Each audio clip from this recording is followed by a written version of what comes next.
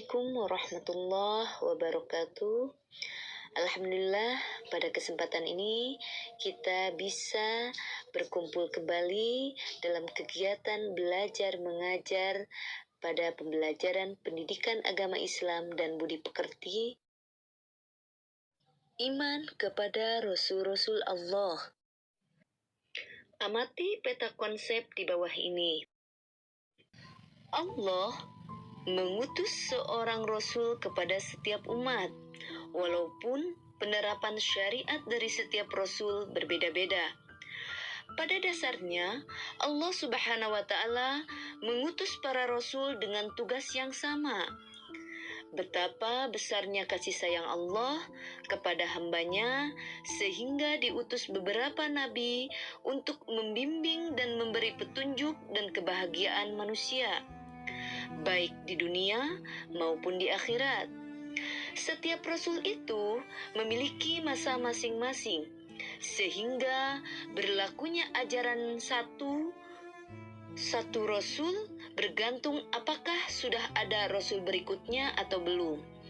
Akan tetapi, kerasulan Nabi Muhammad SAW merupakan rasul terakhir yang tidak akan ada lagi rasul setelah beliau. Oleh karena itu, nabi-nabi palsu merupakan nabi yang patut dihentikan kegiatannya karena telah keluar dari Islam. Iman kepada Rasul Allah termasuk rukun iman yang keempat dari 6 rukun yang wajib diimani oleh setiap umat Islam. Keimanan seseorang itu tidak sah sampai ia mengimani semua nabi dan Rasul Allah Subhanahu wa Ta'ala.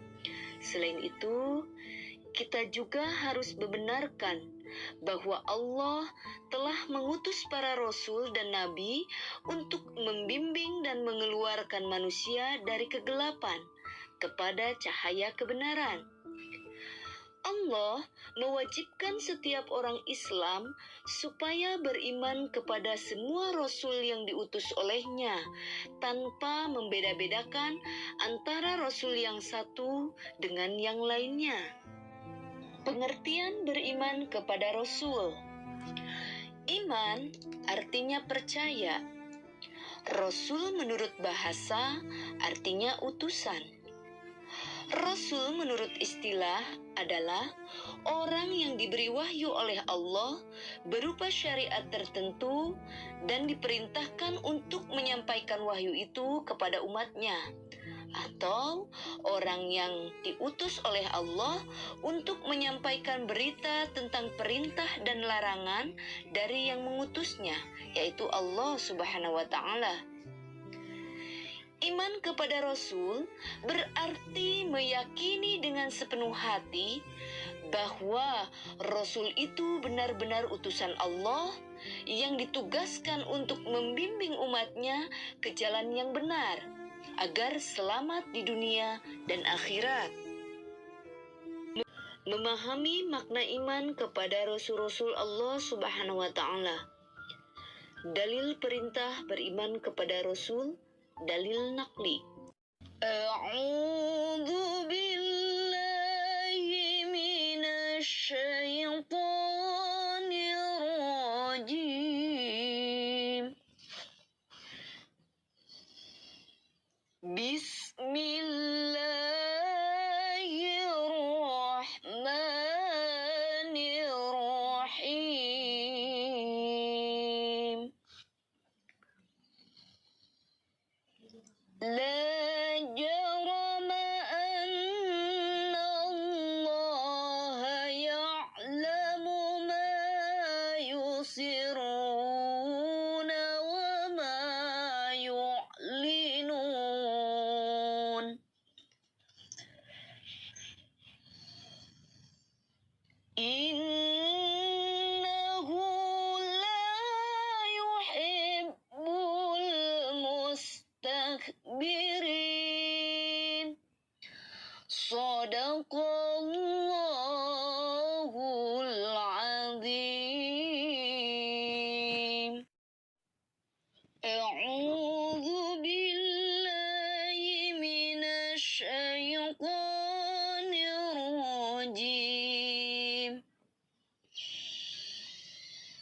Bismillahirrahmanirrahim. Ya ayyuhalladzina amanu aminu billahi wa rasulih. Aminu billahi wa rasulihi wal kitabil ladzi nazzala ala rasulih.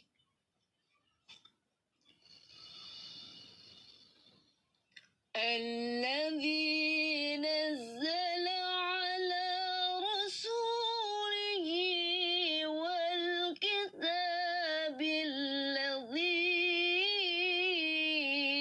أنزل من قبل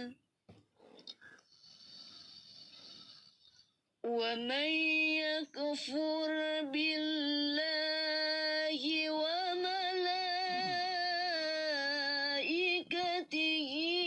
وكتبه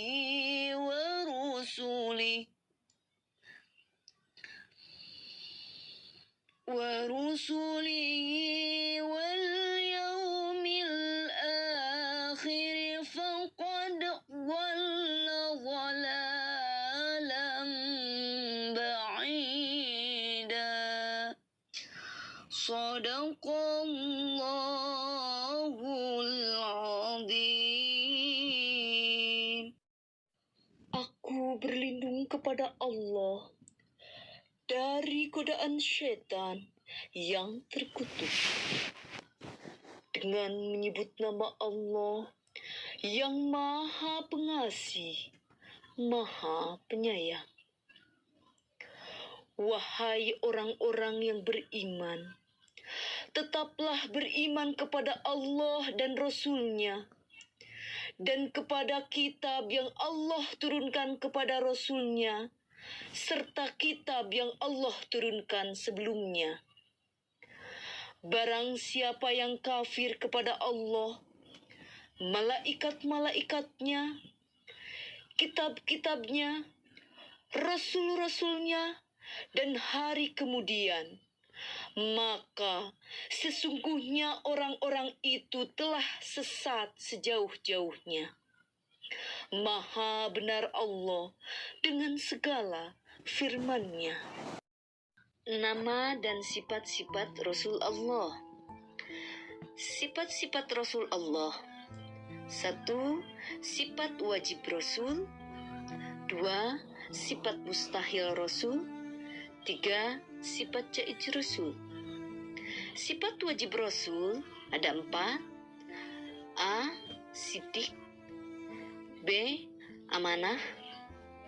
C. Tabligh. D. Fatonah. Sifat mustahil Rasul. Kizib. B. Khianat. C. Kitman. D. Balada. Sifat Rasul-Rasul Allah Subhanahu wa Ta'ala. Rasul sebagai utusan Allah memiliki sifat-sifat yang melekat pada dirinya. Sifat-sifat ini sebagai bentuk kebenaran seorang Rasul. Sifat-sifat tersebut diantaranya sifat wajib, sifat mustahil, dan sifat jaiz. Sifat wajib adalah sifat yang pasti ada pada Rasul. Tidak bisa disebut seorang Rasul jika tidak memiliki sifat-sifat ini. Sifat wajib di Rasul ada 4, diantaranya As-Siddiq, yaitu Rasul selalu benar. Al-Amanah, yaitu Rasul selalu dapat dipercaya. At-Tabligh, yaitu Rasul selalu menyampaikan wahyu.